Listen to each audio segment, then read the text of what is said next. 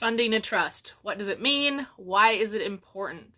First, let's do a little mini crash course on what a trust means and what it does at the most basic level. So a trust is a legal arrangement that you manage as the trustee after you put all of your assets into it. That's the funding. We'll come back to that. It is, at its core, a way to avoid probate. A trust avoids probate because probate happens when you have an asset that no longer has an owner. When we talk about funding a trust or putting an asset into a trust, what we're actually doing is changing the owner's name on the asset to the name of the trustee, which is usually you at first, in their capacity as trustee of the trust. So your trust, with you as the trustee, usually owns your real property like your house, your bank accounts, all the items in your home like your dining room table and your bed.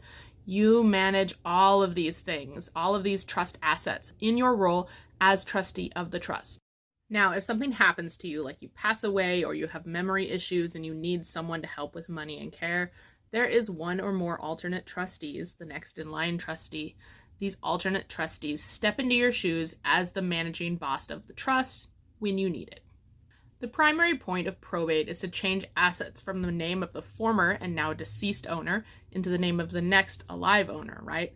So because there's always a trustee managing the assets in the trust, there is no need for probate. There is always someone alive and in control of the assets because a trust cannot die. And that's how you avoid probate with a trust.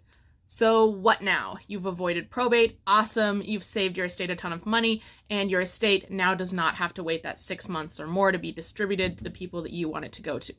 Well, there is the matter of funding, and it is a big, giant matter of funding.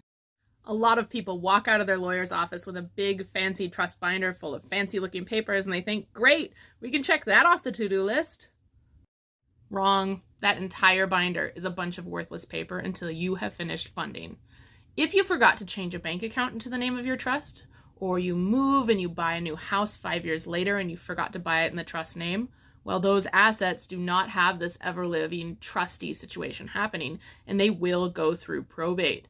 You will skip probate for all assets that are in the trust or that go to a beneficiary, but you still get stuck with probate for the straggler assets that you didn't fund or didn't put into the trust.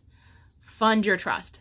Ask your attorney how to fund it and follow their directions. Get it taken care of ASAP, preferably within 1 week of signing.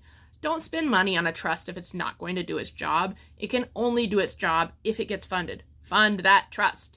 Now tell me in the comments if you have funded your trust and you hit that follow button. Until next time.